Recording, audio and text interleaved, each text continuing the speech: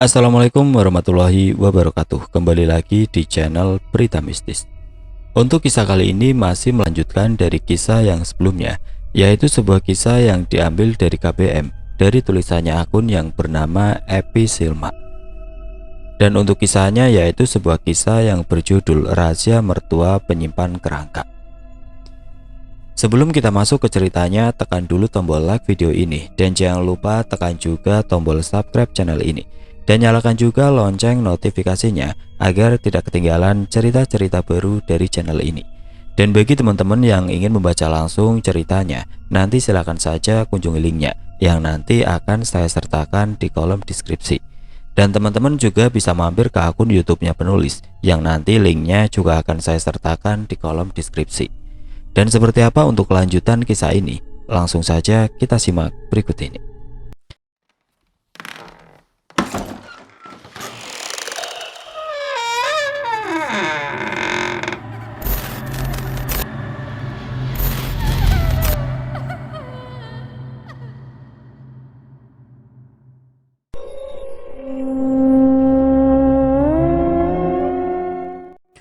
Kapten Justin tidak tahu berapa lama ia tertidur. Ia jatuh terlelap begitu saja setelah persetubuhan yang menguras tenaga dengan perempuan misterius itu. Terdengar satu kali kokok ayam jantan di kejauhan. Aroma asap rokok di dalam kamar itu merasuki indera penciumannya, membuatnya terjaga. Kapten Justin membuka matanya, membiasakan diri melihat dalam kegelapan. Terlihat sebuah titik merah di dekat jendela. Nyala api dari sebatang rokok yang sedang dihisap oleh perempuan itu. Kapten Justin beringsut, berusaha menyandarkan punggungnya pada sandaran tempat tidur. Perempuan itu tengah berdiri memunggunginya. Ia memandang kebun yang gelap, melewati kaca jendela yang berembun. Dini hari ini terasa begitu dingin menusuk tulang, namun sepertinya tubuh telanjang perempuan itu tidak merasakannya. "Siapa kau sebenarnya?" tanya Kapten Justin untuk kedua kalinya. Perempuan misterius itu bergeming. Ia menghembuskan asap rokoknya perlahan. Dalam keadaan normal, Kapten Justin pasti sudah meringkus siapapun yang berani menyeludup ke dalam rumahnya. Namun entah mengapa, Kapten Justin merasa perlu bersikap baik kepada perempuan ini. Nalurinya mengatakan bahwa perempuan yang berdiri di hadapannya sekarang bukanlah perempuan sembarangan. Kapten Justin tetap menunggu jawaban yang tidak kunjung ia dengar. Lelaki itu menyingkirkan selimut dan bangkit menuju meja. Ia meraih kotak rokok dan menyalakannya sebatang, lalu duduk di sebuah kursi berukir. "Kau tidak perlu tahu siapa aku, Tuhan. Aku datang untuk menolongmu." Suara merdu perempuan itu mengalun bagaikan gemerincing lonceng dari surga. "Menolongku dari apa, Nyai?" Kapten Justin sama sekali tidak paham arah pembicaraan perempuan itu. "Aku tahu kau akan kehilangan karirmu bila tidak sanggup meringkus Joyolodaya dengan segera." Kapten Justin terkesiap. Ia benar-benar tidak menduga perempuan itu bisa membaca kekhawatirannya dengan begitu jelas. "Lalu, apa yang akan bisa kau lakukan untuk menolongku, Nyai?" Perempuan itu mematikan rokoknya ke atas sebuah asbak kaca. Ia berbalik ke arah ranjang. Gerakannya begitu gemulai, nyaris tidak kentara. Kapten Justin memandangnya tanpa berkedip. Perempuan itu mengenakan pakaiannya sambil berbicara. "Beberapa hari lagi, tepatnya di hari Rabu Wage, saat tengah malam, bawalah sendiri pasukanmu ke rumah Joyolodaya. Itu adalah hari kelahiran sekaligus pengapesan, hari nahasnya. Dia tidak akan bisa melindungi sekaligus dua orang wanita hamil. Jadikan mereka sebagai sanderamu agar Joyolodaya menyerah." Perempuan itu berbalik dan menyerahkan sesuatu dalam genggamannya. "Lumpuhkanlah dia dengan cara menikamnya, tepat di dada. Tapi dia kebal peluru dan senjata tajam, Nyai," serga Kapten Justin. "Tidak dengan belati ini. Ini belati milik mendiang suamiku. Aku sudah bertapa sekian lama untuk membuat belati ini agar mampu melukai Joyolodaya." Kapten Justin menerima belati pendek bergagang ukiran kayu itu. "Jadi, apakah belati ini bisa kugunakan untuk membunuhnya?" Perempuan itu menghela nafas. Ia seperti malas untuk menjelaskan secara detail. "Lakukan saja apa yang kusuruh. Lalu bawa dia ke perbatasan desa. Aku akan menunggu kalian di sana." Perempuan itu kini sudah berpakaian sempurna, namun ia membiarkan rambutnya tetap tergerai. Nah, sekarang saatnya bagiku untuk pergi. Mau kemana kau, Nyai? Ini masih sekitar pukul 2 malam. Menginaplah saja, aku akan mengantarmu besok pagi, jaga Kapten Johnston. Aku tidak membutuhkanmu, Tuan.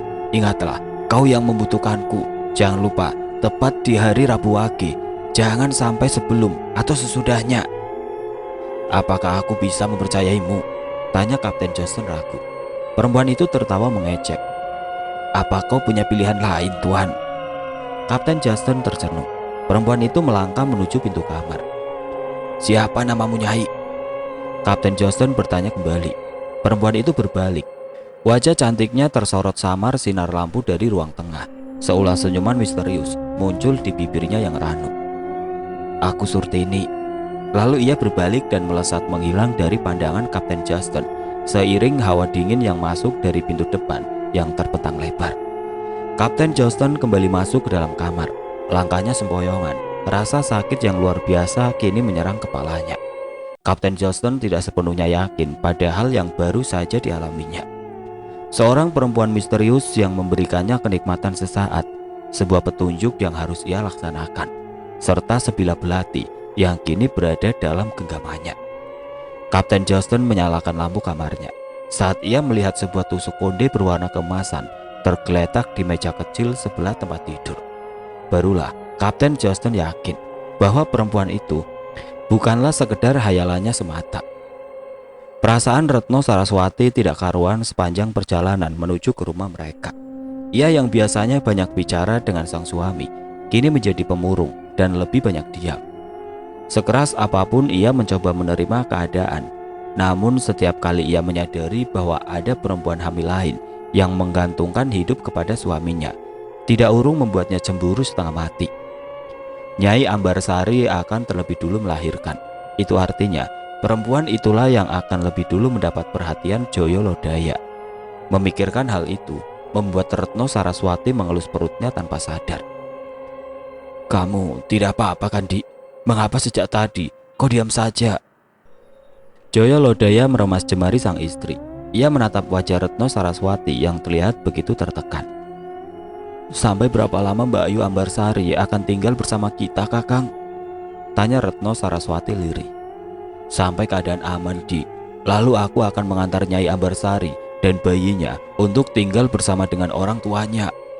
Retno Saraswati hanya diam mendengar jawaban itu. Matanya berkaca-kaca, namun ia tetap memandang keluar jendela kereta kuda yang mereka tumpangi. Menjelang senja tibalah mereka di rumah. Perlahan pintu depan terbuka. Seorang perempuan yang sedang hamil tua berjalan tertati menuju halaman untuk menyambut mereka. Senyuman canggung menghias wajahnya yang pucat kuyuk. Ia tampak lemah dengan tangan yang tertangkup di atas perutnya yang membesar. Retno Saraswati memalingkan wajah dari jendela. Matanya beradu pandang dengan Nyai Ambarsari. Seketika ia pun jatuh iba kepada perempuan itu. Retno Saraswati melirik saat Nyai Ambarsari berjalan tertati menuju ke kamar mandi untuk yang ketiga kalinya, semenjak Retno Saraswati duduk di kursi malas di ruang tengah. Joyo Lodaya sedang berada di Marapen sejak 2 hari yang lalu. Retno Saraswati hanya bisa berharap agar sang suami lekas pulang. Ia takut bila Nyai Ambarsari sewaktu-waktu melahirkan dan tidak ada Joyo Lodaya di rumah itu. Tidak ada orang yang akan memanggilkan dukun beranak. Sampean sakit, Mbak Ayu. Apa bisa kuambilkan sesuatu? Tanya Retno Saraswati sembari beranjak dari kursi malasnya. Nyai Ambarsari menoleh. Wajahnya pucat dan berkeringat. Tidak, hanya rasanya ingin pipis terus-menerus. Retno Saraswati menghampiri Nyai Ambarsari dan membantu memapahnya. Ia mendudukkan Nyai Ambarsari pada sebuah kursi panjang dan menyelipkan bantal di belakang punggung wanita itu. Nyai Ambarsari mendesah lega seraya memejamkan matanya. Dadanya tampak naik turun dengan cepat. Ia seperti sangat kelelahan dan menahan rasa sakit. Apakah sudah waktunya? Tanya Retno Saraswati. Nada kecemasan jelas terdengar dari suaranya. Aku tidak tahu, jawab Nyai Ambarsari pelan. Retno Saraswati pun menunduk tercenung. Mereka sama-sama menjalani kehamilan yang pertama. Masuk akal bila tidak ada salah seorang dari mereka yang pernah merasakan bagaimana pertanda bayi akan lahir. Tunggu sebentar.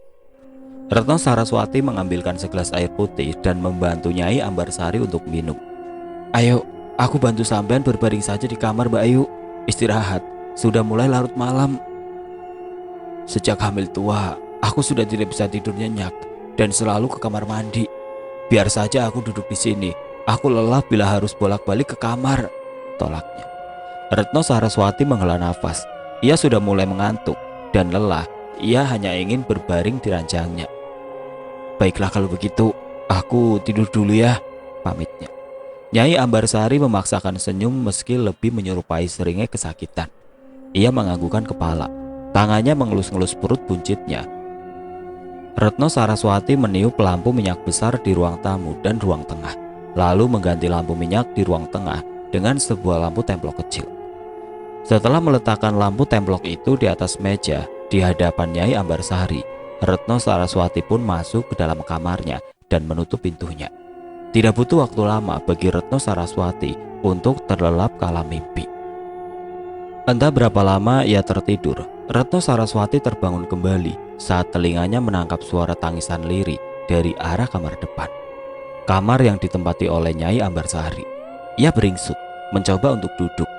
Hatinya terasa teriris, membayangkan bila ia berada dalam situasi seperti yang sekarang dialami oleh Nyai Ambarsari, akan melahirkan tanpa kehadiran suami yang meninggal karena terbunuh. Masih setengah mengantuk, Retno Saraswati mencari-cari selopnya, lalu berjalan gontai menuju ke kamar depan.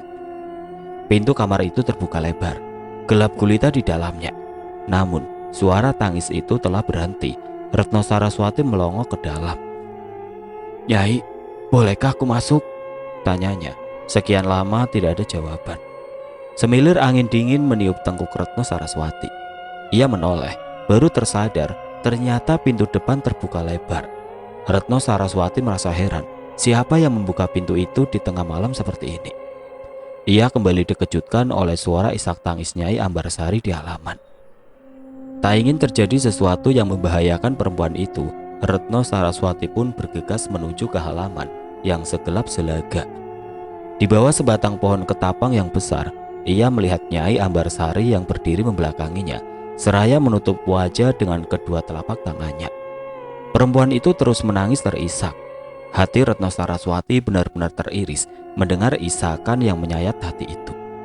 Mbak Ayu, panggilnya perlahan. Retno Saraswati melangkah mendekat, namun Nyai Ambarsari justru berjalan menjauh. Perempuan itu pergi menyusuri jalanan gelap. Tidak ingin terjadi sesuatu, Retno Saraswati bergegas mempercepat langkah untuk menyusulnya. Mbak Ayu mau kemana? Ayo kembali Mbak Ayu, ini sudah tengah malam, teriaknya. Nyai Ambarsari mengabaikan seruan itu. Perempuan itu terus saja berjalan menjauh sambil menangis. Langkahnya menuju ke hutan. Retno Saraswati berusaha mengejarnya, namun anehnya Nyai Ambarsari yang nampak berjalan lambat dan kepayahan karena perutnya yang besar, kini semakin menjauh. Jarak di antara mereka pun semakin melebar, meski Retno Saraswati sudah berusaha sekuat tenaga untuk berjalan secepat mungkin. Tiba-tiba saja Nyai Ambarsari menghilang dari pandangannya. Retno Saraswati mulai merasa panik dan ketakutan. Mbak Ayu, sampean di mana Mbak Ayu? Ayo kita pulang, aku takut, teriak perempuan muda itu berkali-kali. Malam hening mencekam. Ia bisa mendengar detak jantungnya yang berdegup sangat kencang. Tidak ada jawaban dari Nyai Ambarsari. Retno Saraswati mulai berpikir untuk kembali ke kampung dan mengetuk pintu salah satu tetangga untuk meminta bantuan. Namun ia takut terjadi sesuatu selama Nyai Ambarsari jauh darinya. Saat masih menimbang-nimbang, tiba-tiba terdengar kembali tangisan Nyai Ambarsari. Retno Saraswati segera berjalan ke arah kanan menuju sumber suara itu berasal. Suara itu berhenti di bawah sebatang pohon besar. Namun Retno Saraswati tidak melihat sosok Nyai Ambarsari di sana. Ia berdiri kebingungan. Dengan bantuan sinar rembulan yang pucat, Retno Saraswati memandang ke sekeliling pohon itu. Suasana lengang, hanya terdengar suara burung hantu dan kepak sayap kelelawar di atas kepala Retno Saraswati. Perempuan itu ketakutan. Tidak mungkin Nyai Ambarsari bisa menghilang begitu saja. Saat berada di tengah kebingungan, tiba-tiba terdengar sebuah suara menyapa. "Sedang mencariku, Nyai." Retno Saraswati menengadahkan kepalanya. Di sebuah dahan pohon besar, ia melihat seorang wanita dalam posisi tubuh tergantung dengan kepala berada di bawah, hingga wajahnya tertutup oleh rambut yang menjela hingga menyentuh tanah. Perempuan itu telanjang bulat, telapak kakinya menekuk, mengait pada dahan pohon. Lengannya terjuntai lurus ke bawah. Siapa kamu? Mana Nyai Ambarsari?" tanya Retno Saraswati gugup. Spontan ia melangkah mundur. Secara naluri ia menangkupkan kedua tangannya di atas perut untuk melindungi kandungannya. "Aku Surtini." Sosok wanita itu tertawa cekikikan. Suaranya melengking-lengking ke seluruh area hutan, membuat para kelelawar berhamburan. Tiba-tiba saja kepala perempuan itu mendongak. Kini terlihat jelas bola matanya yang berwarna putih. Dengan mulut yang menyeringai, gigi-giginya yang runcing terlihat jelas ditimpa sinar rembulan. Retno Saraswati luar biasa ketakutan. Ia berbalik dan mulai berlari. Ia mulai menangis terisak membayangkan makhluk itu akan mencelakainya dan sang bayi dalam kandungannya. Retno Saraswati berlari dan terus berlari, tidak tentu arah dalam kegelapan. "Tolong, tolong!" Ia berteriak histeris. Tawa melengking Surtini terdengar di mana-mana di seantero hutan, seolah sosok perempuan itu tepat berada di belakang telinga Retno Saraswati. Perempuan itu semakin histeris saat mengetahui dirinya tersesat dan tidak tahu arah kembali menuju kampung. Retno Saraswati pun berhenti dan memandang ke segala arah. Ia sangat putus asa. Tiba-tiba suara cekikikan Surtini hilang lenyap.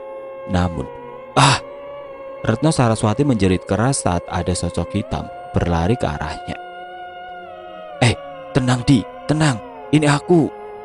Joyo Lodaya memegangi kedua tangan sang istri yang memukul-mukul sambil menjerit histeris. Ia berusaha merangkul tubuh Retno Saraswati untuk menenangkannya.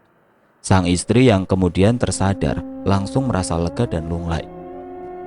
Joyo Lodaya memapar Retno Saraswati menuju tempat ia menambatkan kuda. Ia menaikkan tubuh sang istri ke atas kuda, lalu segera memacu kuda itu menuju ke rumah. Di ambang pintu, Nyai Ambarsari menyambut mereka dengan tatapan cemas. "Sampean kemana aja, Di? Syukurlah Kakang Joyo menemukanmu." Retno Saraswati yang berada dalam gendongan sang suami menatap lemah pada Nyai Ambarsari. "Jangan tinggalkan rumah seperti tadi, Mbak Ayu." "Meninggalkan rumah? Siapa yang meninggalkan rumah, Di? Bukankah sampean yang membuka pintu depan dan pergi? Aku dari tadi hanya bolak-balik dari kamar ke kamar mandi, Di," jawab Nyai Ambarsari. Mereka bertiga nampak kebingungan dan saling berpandangan. Tanpa berkata apa-apa, Joyo Lodaya membawa masuk sang istri ke dalam kamar mereka. "Aku akan memasukkan kudaku ke istal sebentar, Bayu. Bisakah kau temani istriku sebentar?" tanya Joyo Lodaya kepada Nyai Ambarsari yang masih berdiri cemas di ambang pintu kamar. Perempuan itu mengangguk cepat-cepat dan segera duduk di kursi sebelah ranjang Retno Saraswati. "Apa yang barusan terjadi, Di?" tanya Nyai Ambarsari. Jemarinya menggenggam telapak tangan Retno Saraswati yang terasa sedingin es. Perempuan itu menutup mata, seolah takut melihat apa yang ada di sekitarnya. Ia pun diam tidak menjawab. "Biarkan dia istirahat dulu, Mbak Ayu. Nanti siang saja kita bahas masalah ini," saran Joyo Lodaya yang baru kembali dari istal. Nyai Ambarsari mengangguk. Ia keluar dari kamar dan menutup pintu di belakangnya. Setelah memaksakan diri untuk makan, akhirnya Retno Saraswati pun mulai berani bercerita. Joyo Lodaya dan Nyai Ambarsari yang duduk di sekitar tempat tidurnya tampak menyimak dengan raut wajah cemas. "Aku seperti pernah mendengar nama Surtini sebelumnya. Entah di mana," gumam Nyai Ambarsari. "Istri dari Mendiang Sujiwo, teman seperjuanganku, dan Kang Waluyo. Tapi itu tidak mungkin. Surtini sudah meninggal, terbunuh bersama orang tuanya saat kompeni menyerang kampung mereka," sela Joyo Lodaya. "Mungkin Surtini yang lain, tapi untuk apa perempuan itu melakukan hal seperti itu pada Retno?" Mulut Joyo Lodaya terkatup rapat. Retno Saraswati pun tidak menjawab. Mereka semua kebingungan. "Itu bukan ulah manusia, Mbak Ayu," gumam Joyo Lodaya. Nyai Ambarsari bergidik. Jangan pergi lagi Kakang. Setidaknya sampai Mbak Ayu Ambarsari dan aku melahirkan, kami takut. Retno Saraswati memohon. Joyo Lodaya menghela nafas dalam-dalam. Baiklah Dik, janjinya. Sepanjang hari itu mereka bertiga murung dan tidak banyak bicara, sibuk dengan pikiran dan praduga masing-masing. Hati Joyo Lodaya mulai diliputi keraguan. Apakah sebenarnya Surti ini memang masih hidup? Mengingat ia tidak pernah melihat langsung mayat perempuan itu dan di mana ia dikuburkan. Lalu mengapa ia mengganggu Retno Saraswati? Apakah karena ingin menuntut balas atas perlakuan Joyo Lodaya padanya? Apakah hal ini ada sangkut pautnya dengan kematian Sabto dan Hadi tempo hari? Kepala Joyo Lodaya serasa hendak pecah karena terlalu berpikir keras. Malam itu Nyai Ambarsari sedang berada di dalam kamarnya. Joyo Lodaya dan Retno Saraswati pun sedang berada di dalam kamar mereka. Joyo Lodaya memijat kaki sang istri. Sebaiknya kita segera berbelanja kebutuhan bayi kita Kakang. Karena bila kandunganku sudah terlalu tua, nanti aku akan terlalu lelah berbelanja berkeliling pasar, ujar Retno Saraswati. Baiklah Dik, kapanpun kamu mau.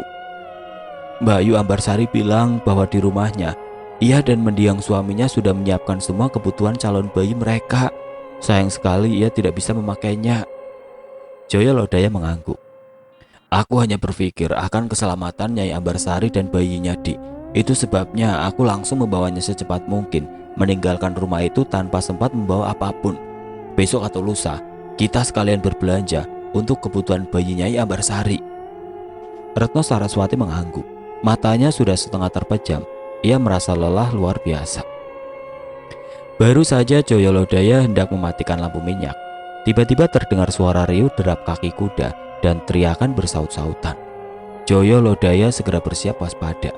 Retno Saraswati seketika membuka matanya lebar-lebar dengan tatapan kebingungan. Apa itu Kang? Tanyanya. Joyo Lodaya memberi isyarat kepada sang istri untuk diam. Ia memadamkan lampu. Apapun yang terjadi, jangan keluar dari kamar, kunci pintunya, dan jangan bukakan untuk siapapun, pesannya. Retno Saraswati mengangguk. Ia segera bangkit untuk mengunci pintu. Hati-hati Kakang, bisiknya sebelum Joyo Lodaya menyelinap keluar. Joyo Lodaya menuju ke kamar Nyai Ambarsari untuk memperingatkannya agar mengunci pintu kamarnya. Namun ternyata kamar perempuan itu terbuka. Nyai Ambarsari sedang berada di kamar mandi. Ia ingin menyusulnya. Namun suara dobrakan pintu depan membuatnya mengurungkan niat. Joyo Lodaya hanya berharap agar Nyai Ambarsari bersembunyi di sana saja. Keluar kau Joyo Lodaya, berdebah, pemberontak, keluar! Teriakan keras salah satu dari para tentara kompeni yang menyerbu rumahnya. Joyo Lodaya hafal betul pemilik suara itu. Dia adalah Kapten Justin. Brak, brak. Mereka berusaha mendobrak pintu depan sekuat tenaga hingga pintu itu jebol. Joyo Lodaya kebingungan. Ia ingin melawan mereka, namun jumlah mereka terlalu banyak. Joyo Lodaya mengkhawatirkan keselamatan sang istri dan Nyai Ambarsari beserta calon bayi mereka bila ia melawan para kompeni itu. Mau apa kalian? Teriak Joyo Lodaya lantang di tengah ruang tamu. Pasukan tentara itu menerangi wajahnya dengan lampu senter. Joyo Lodaya mengernyit silau. Ia mengulurkan lengan untuk menghalangi matanya. Kamu ikut dengan kami, cepat! Kapten Justin berteriak seraya menodongkan senapannya. Joyo Lodaya tidak punya pilihan lain. Ia mengulurkan kedua lengannya agar mereka bisa mengikat tangannya.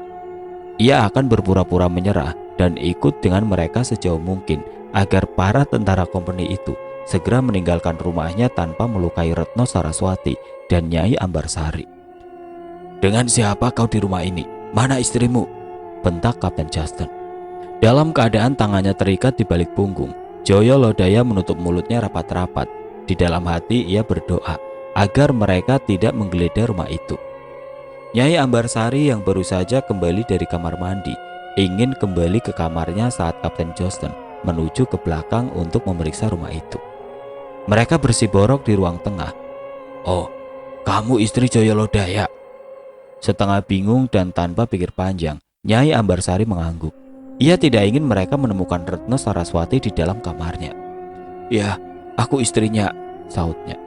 Seketika Kapten Justin mencabut pistolnya dan mengarahkannya kepada Nyai Ambarsari. Dar! Bersamaan dengan suara letupan, sebutir peluru menembus kulit Nyai Ambarsari dan bersarang di bawah tulang bahunya. Tidak! Nyai Ambarsari berteriak. Tangisnya pun tumpah di dalam kamarnya. Retno Saraswati yang meringkuk bersembunyi di sudut kamar membekap mulutnya dengan bantal saat mendengar teriakan kesakitan Nyai Ambarsari. Ayo, kita pergi, teriak Kapten Justin kepada anak buahnya. Mereka membawa pergi Joyo Lodaya yang terikat tangannya dengan cara menyeretnya dengan kuda. Huru hara itu berakhir. Pasukan itu telah pergi dengan meninggalkan debu yang mengepul di jalan desa. Penduduk pun mulai berani keluar dari rumah mereka dan beramai-ramai menuju rumah Joyo Lodaya saat mendengar Retno Saraswati yang berteriak minta tolong dari halamannya. Saat masuk dalam rumah, mereka melihat Nyai Ambarsari yang tergeletak di lantai ruang tamu, sekarat bersimbah darah dengan air ketuban yang sudah pecah. Beberapa orang lelaki segera menggotong tubuh Nyai Ambarsari dan membaringkannya di kamar. Seorang lelaki segera memacu kereta kudanya untuk menjemput dukun beranak. Beberapa orang perempuan mencoba menenangkan Retno Saraswati, sementara sebagian lainnya membantu menyiapkan persalinan Nyai Ambarsari. Mereka bahu-membahu menolong kedua perempuan malang itu. Tidak lama, sang dukun beranak pun datang. Dengan tergopoh-gopoh ia turun dari kereta kuda dan segera menuju ke kamar. Ia terkejut saat melihat keadaan Nyai Ambarsari yang sudah bersimbah darah. Apa yang terjadi dengannya? Salah seorang perempuan menjawab. Tertembak oleh kompeni, Nyai. Sang dukun beranak yang bernama Nyi Suli itu menggeleng-gelengkan kepalanya penuh rasa prihatin. Selama lebih dari 40 tahun menjalani pekerjaan sebagai dukun beranak, belum pernah ia mendapati pasien yang sudah sekarat seperti saat ini. Ia menyentuh nadi di pergelangan tangan dan leher Nyai Ambarsari. Sorot mata perempuan tua itu tampak sedih. Apakah ia bisa berjuang, Nyi? Bisik seorang perempuan di telinga Nyi Suli. Dukun beranak itu menggeleng lemah. Dia sudah kehilangan banyak darah. Tenaganya pun telah terkuras habis. Ia tidak mungkin bisa mengejan. Nyai Suli menekan-nekan perut Nyai Ambarsari yang terbuka. Bayinya masih hidup dan harus segera dikeluarkan sebelum kehabisan air ketuban. Terdengar suara-suara cemas dari para perempuan yang mengelilingi tubuh Nyai Ambarsari. Mereka sangat kasihan pada ibu dan bayi yang dikandungnya itu. Nyai Suli tampak sangat kebingungan. Ia tidak tahu harus berbuat apa untuk membantu bayi itu agar bisa lahir segera. Ia mendongak ke atas berkali-kali. Matanya berkaca-kaca sembari meminta petunjuk pada Sang Hyang Widi. Nyi. Tiba-tiba terdengar suara panggilan lirih dari Nyai Ambarsari. Tangannya bergerak mencoba menggapai Nyi Suli. Nyi Suli menoleh. Nyai Ambarsari susah payah membuka mulut. Nyi Suli pun beringsut dari kursinya dan mendekatkan telinganya pada bibir Nyai Ambarsari. Tidak lama kemudian, perempuan tua itu menganggukkan kepala seraya terisak-isak. Ia tampak meremas jemari Nyai Ambarsari seolah memberinya semangat. Nyi Suli membuka tas jinjingnya yang berisikan peralatan untuk membantu persalinan. Ia mengeluarkan sebilah pisau yang biasanya ia gunakan untuk memotong tali pusar bayi. Kau ingin melakukannya sendiri? Tanya Nyi Suli. Nyai Ambarsari mengangguk nyaris tidak kentara. Mulutnya membuka membisikkan kata.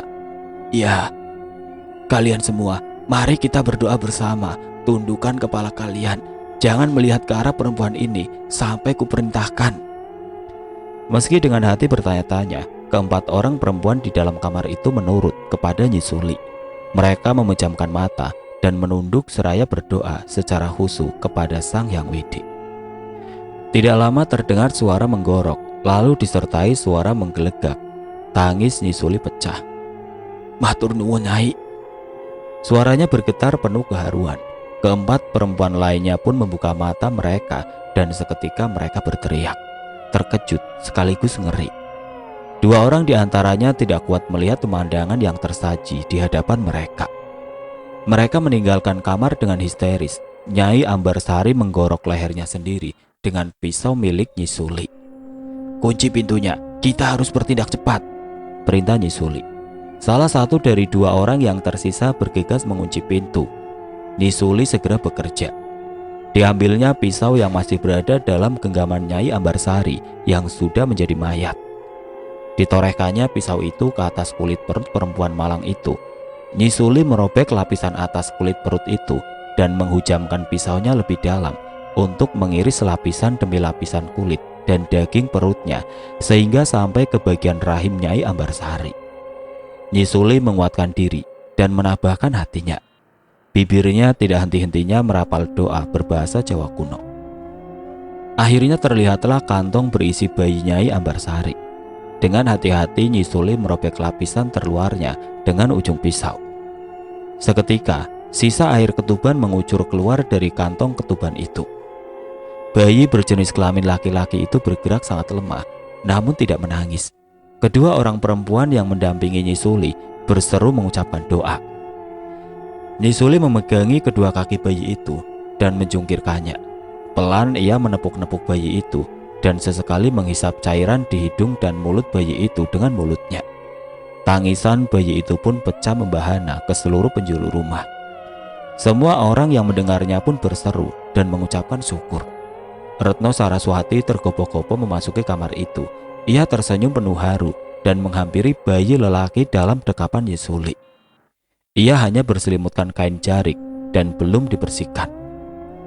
Pandangan Retno Saraswati beralih pada tubuh Nyai Ambarsari yang sudah berlumuran darah dan luka di leher, dada, dan perut yang terbuka. Perempuan itu bersimpuh di tepi tempat tidur dan menangis tersedu-sedu seraya memeluk jenazah yang berantakan itu. "Maafkan aku, Mbak Ayu. Kami tidak bisa melindungimu. Matur nuwun telah menyelamatkanku. Aku berjanji akan menjaga anakmu." Tangisan pilu Retno Saraswati terdengar menyayat hati.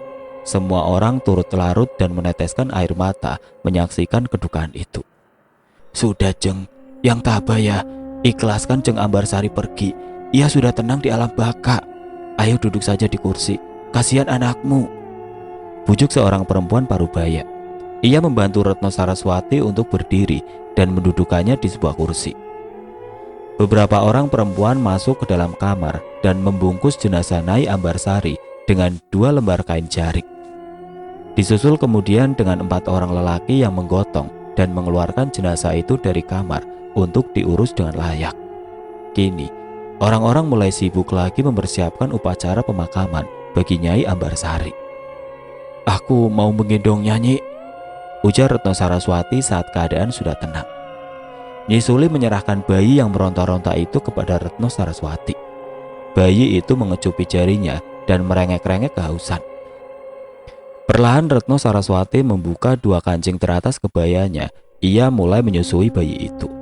Air susu yang semula hanya menetes, kini mulai mengalir. Bayi itu kini mulai tenang. Matanya terpejam. Hanya beberapa menit kemudian ia sudah tertidur. Nyi Suli dan para perempuan yang menyaksikan kembali meneteskan air mata haru. Retno Saraswati tersenyum dan mengangkat lengannya untuk mencium pipi bayi lelaki yang montok itu. Lalu ia mengusapkan perutnya dengan penuh rasa sayang. "Kalian berdua, anak-anakku tercinta," gumamnya. Sementara itu dengan tersaruk-saruk Joyolodaya mengikuti kuda yang menyeretnya. Setelah meninggalkan wilayah perkampungan, Kapten Johnston mencambuk kuda itu sehingga membuat binatang itu berlari sangat kencang dan menyebabkan Joyolodaya terseret. Lelaki itu menunggu beberapa saat untuk berontak. Ia mencari jarak aman yang cukup jauh dari rumahnya agar ia bisa membunuh semua serdadu itu hingga mereka tidak sempat kembali ke rumah lagi dan melukai Retno Saraswati. Baru saja pikiran itu mengisi kepalanya, tiba-tiba Kapten Johnston memberi aba-aba kepada pasukannya untuk berhenti. Joyolodaya berguling untuk memutar tubuhnya. Kiranya mereka sudah berada di tapal batas desa. Itu berarti tidak begitu jauh dari rumahnya. "Aku sudah membawa Joyolodaya untukmu, Nyai." Tiba-tiba Kapten Johnston berteriak seraya memandang berkeliling dari atas kudanya. Suasana sunyi senyap. Batas desa yang ditandai dengan gapura batu bata yang mengapit kiri dan kanan jalan desa itu tampak menjulang angkuh. Joyolodaya mengernyitkan kening. Siapa perempuan yang menginginkan penangkapan dirinya? Namun seketika pertanyaan itu terjawab saat ada sosok tubuh seorang perempuan yang memakai atasan kemben dan jarik. melayang turun tanpa suara dari sebatang pohon raksasa yang tumbuh di hadapan mereka. "Selamat malam Joyo Lodaya. Senang sekali hatiku bisa berjumpa kembali denganmu," ujarnya. Perempuan itu tertawa keras. Ia terlihat sangat menikmati pemandangan Joyo Lodaya yang tergeletak di jalan dengan kedua tangan terikat erat. "Surtini, bagaimana mungkin?" gumam Joyo Lodaya.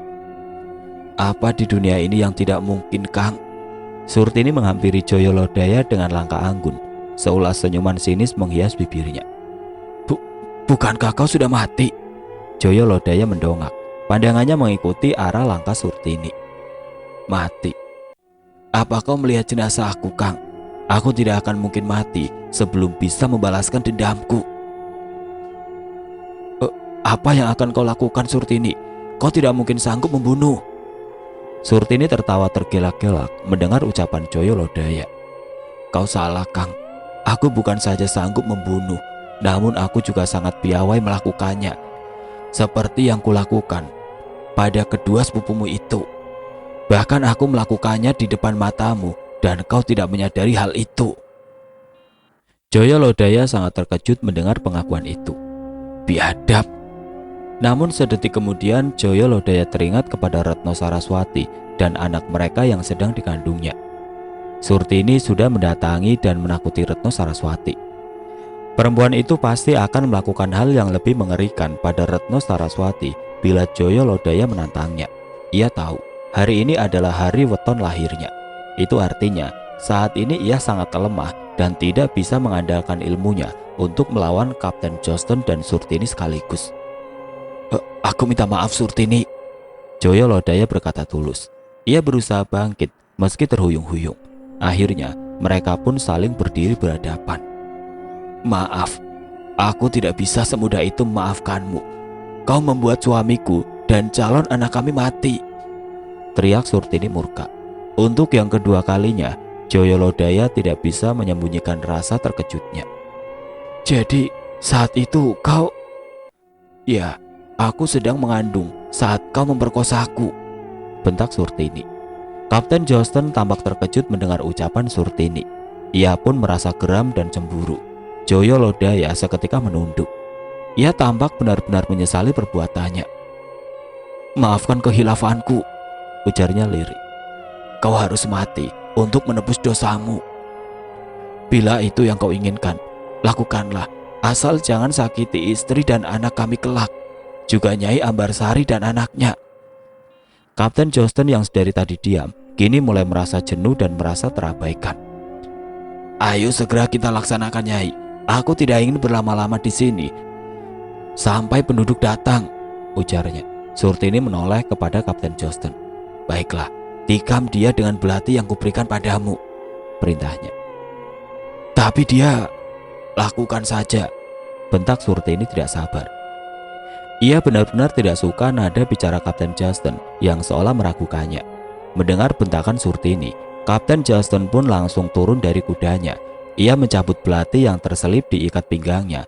Dengan membabi buta, ia menikam Joyo Lodaya berkali-kali hingga lelaki itu roboh dengan tubuh berlubang penuh luka. Darah mulai menganak sungai membasahi tanah di bawah tubuh Joyo Lodaya. Surtini tertawa senang menyaksikannya. Kapten Johnston tersenyum lebar sekaligus takjub saat bisa melukai Joyo Lodaya yang selama ini dikenal kebal senjata dan bahkan peluru. Bayangan akan senyum bangga dari atasannya dan penghargaan baginya karena bisa membunuh si pemberontak sudah terlihat jelas di depan matanya. Kini tubuh Joyo Lodaya sudah tertelungkup bersimbah darah. Ia telah mati. Kapten Johnston membersihkan belati itu di rumputan lalu menyerahkannya kepada Surtini. "Aku akan membawa mayatnya sebagai bukti bahwa aku telah membunuhnya," ujar Kapten Johnston. "Tugasmu belum selesai, Kapten," potong Surtini. Kapten Johnston tampak kebingungan. "Bukankah ia telah mati, Nyai? Lalu tugas apa yang belum selesai?" Surtini mendengus dan berkacak pinggang. "Penggal kepalanya, kedua tangan dan kedua kakinya juga." Kapten Johnston terkesiap mendengarnya. "Untuk apa, Nyai? Bukankah itu malah merepotkan dan menambahi pekerjaan saja? Kau mau dia hidup lagi dan datang membunuhmu? bentak Surtini. Hati Kapten Justin tiba-tiba gentar saat membayangkan Joyo Lodaya datang untuk membunuhnya. Selama tubuhnya masih utuh, lukanya akan pulih dan dia akan hidup lagi. Dia memiliki ilmu rawa rontek yang bisa bangkit hidup lagi meski kau sudah membunuhnya. Itu sebabnya kau harus memotong-motong tubuhnya dan menguburkannya di tempat tersembunyi di 4 penjuru mata angin agar anggota tubuh itu tidak bisa menyatu dan hidup kembali. Bulu kuduk Kapten Justin seketika meremang. Selama ditugaskan di tanah jajahan ini, ia memang sering mendengar akan adanya ilmu hitam. Namun baru pertama kali ini, ia berhadapan langsung dengan pemiliknya. Ia yang semula tidak percaya, kini mau tidak mau harus percaya. Ia tidak ingin Joyo Lodaya hidup lagi dan mendatanginya untuk menuntut balas. Tanpa pikir panjang, Kapten Justin mencabut pedangnya dan langsung memenggal kepala dan anggota tubuh Joyo Lodaya. Tidak butuh waktu lama untuk itu, karena sedari awal Joyo Lodaya memang sudah tidak bergerak lagi. Saat para serdadu membungkus potongan tubuh Joyo Lodaya dengan selembar terpal, Surtini pun tiba-tiba menghilang, meninggalkan suara tawa yang panjang. Kapten Justin bergidik mendengarnya. Ayo, segera kita tinggalkan tempat ini, perintahnya seraya bergegas memacu kudanya. Sesuai petunjuk dari Surtini, Kapten Justin akhirnya mengubur kepala dan potongan tubuh Joyo Lodaya di 4 desa yang berbeda dan saling berjauhan. Ia benar-benar lega sekarang, pemberontak itu sudah mati. Namun yang membuatnya sangat bahagia adalah saat atasannya sudah mengetahui akan keberhasilannya itu dan menjanjikan hadiah kepingan emas serta kenaikan pangkat. Sepulang kerja, ia tersenyum-senyum sendiri di dalam rumahnya. Ia mengisi bak mandinya dengan air panas dan menuangkan sabun hingga air itu berbuih. Ia menuang segelas vodka dan membawanya ke kamar mandi. Tubuhnya yang penat dan stres sejak beberapa bulan ini sekarang terasa lebih santai. Perasaannya pun lebih nyaman. Tiba-tiba saja Kapten Justin teringat kepada Surtini dan percintaan mereka yang begitu bergairah. Ia sangat menyayangkan mengapa perempuan itu pergi begitu saja dan tidak berjanji untuk menemuinya lagi. Padahal, andai Surtini bersedia, Kapten Justin ingin menjadikannya nyai, gundik di rumah ini. Namun, hati Kapten Justin pun ragu. Apakah perempuan sakti seperti Surtini itu mau untuk dijadikan gundik? Air hangat yang harum dan nyaman membuat Kapten Justin mengantuk. Ia memejamkan matanya dan nyaris jatuh tertidur saat menyadari ada sosok bayangan berkelebat di dalam kamar mandi itu. Seketika matanya terbuka lebar. Kali ini ia tidak takut, malah justru sangat bergairah saat melihat sekelebat rambut hitam panjang berkibar dan kebaya berwarna merah. Surtini kembali mengunjunginya. Kau kembali, Surtini, Kapten Justin berseru. Ia sangat bergairah. Kemarilah, bercintalah denganku. Surtini bersedekap dan melangkah pelan ke hadapan Kapten Justin. Aku kemari bukan untuk bercinta denganmu, ujarnya dingin. Kapten Justin tampak kecewa, namun ia segera saja tersenyum. Oh, tidak apa, aku tidak memaksa. Lain kali pun boleh, kali ini kita cukup bercumbu saja. Surtini tampak mendengus jengak. Kedatanganku kemari untuk menuntut balas atas kematian kedua orang tua dan suamiku, atas penyerbuan kalian, teriak Surtini. Kapten Justin hendak membuka suara saat ia melihat jantungnya sudah berada di telapak tangan Surtini. Merah segar bersimbah darah dan berdegup kuat. Lelaki itu mati dengan jantung yang terampas. Ger, ada tamu yang ingin menemuimu, ujar sang ibu kepada Retno Saraswati yang sedang menyusui kedua bayinya. Siapa, Bu? Tanya Retno Saraswati heran. Katanya beliau adalah guru dari mendiang Waluyo. Baik, Bu, bisakah ibu menolongku menggendong Jagat? Perempuan separuh baya itu mengangguk dan membantu menggendong bayi itu ke depan. Di pendopo rumah joglo itu telah menunggu seorang lelaki sepuh yang berpakaian sederhana namun tampak bersih. Tubuhnya tampak bungkuk, rambut panjangnya sudah memutih dan nyaris habis. Ia memperkenalkan dirinya sebagai Ki Santang, guru Waluyo. Lelaki itu tampak bahagia sekali memandangi Jagat dan Bumi, kedua bayi lelaki Retno Saraswati. Aku tidak bisa berlama-lama di sini, Ger. Tujuanku kemari hanya untuk memperingatkanmu untuk melindungi kedua bayi ini dengan ritual khusus agar mereka tidak dibunuh oleh Surtini. Retno Saraswati dan ibunya tampak ketakutan mendengar hal itu. Tapi selama ini aku dan anak-anakku baik-baik saja, Ki, sanggahnya. Memang betul, karena sejak kau meninggalkan rumah Joyo Lodaya saat kau melahirkan dan hingga hari ini, akulah yang menjaga kalian dari kejauhan. Bagiku, kalian adalah anak dan cucu-cucuku. Namun aku tidak bisa hidup selamanya, Ger. Suatu saat aku akan mati. Aku merasa saat itu akan datang. Tidak lama lagi. Itu sebabnya aku harus mengajarimu cara untuk melindungi anak-anakmu dari dendam kesumat iblis itu.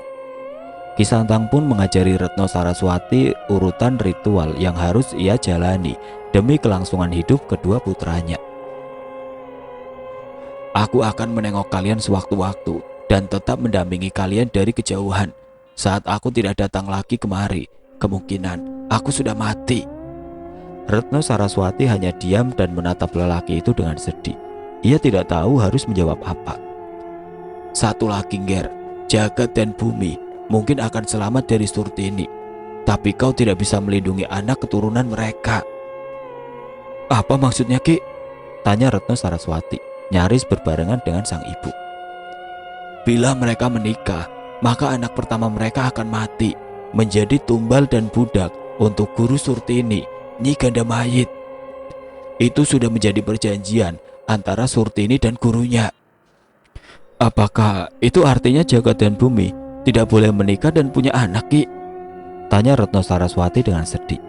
Ki Santang menghela nafas panjang. Ia sangat prihatin. Itu terserah mereka, Ger. Aku hanya menyampaikan apa yang ku tahu. Dendam Surtini begitu besar pada mendiang suamimu hingga ia bersedia bersekutu dengan iblis. Bila ia membenci keturunan Kakang Joyo Lodaya, mengapa ia juga mengancam jagat? Bukankah yang merupakan anak kandung kami hanyalah bumi? Betul, tapi kau juga menyusui jagat. Ia berbagi air susu dengan anak kandungmu. Mereka bersaudara, Ger. Lalu, bagaimana cara agar kami bisa lepas dari ancaman itu, Ki? Lelaki itu menggeleng pelan. Aku belum tahu, Ger. Ki Santang pun berpamitan. Mereka mengantarkan lelaki itu ke halaman, namun ternyata tidak ada kendaraan apapun di sana. Saat Ibu Retno Saraswati hendak bertanya kepada Ki Santang, tiba-tiba saja lelaki itu sudah lenyap, tidak tentu rimbanya. Semenjak saat itulah Retno Saraswati melakukan ritual rutin untuk melindungi kedua putranya. Kembali ke masa sekarang. Kamar itu terasa sunyi saat Bu Sastro berhenti bercerita. Aku memandangi beliau, mencoba mencerna semua cerita yang telah didengarnya. Jadi, aku adalah keturunannya Joyo Lodaya dan Mas Bas adalah keturunan Waluyo, tanyaku. Betul, Bu, jawab Bu Sastro.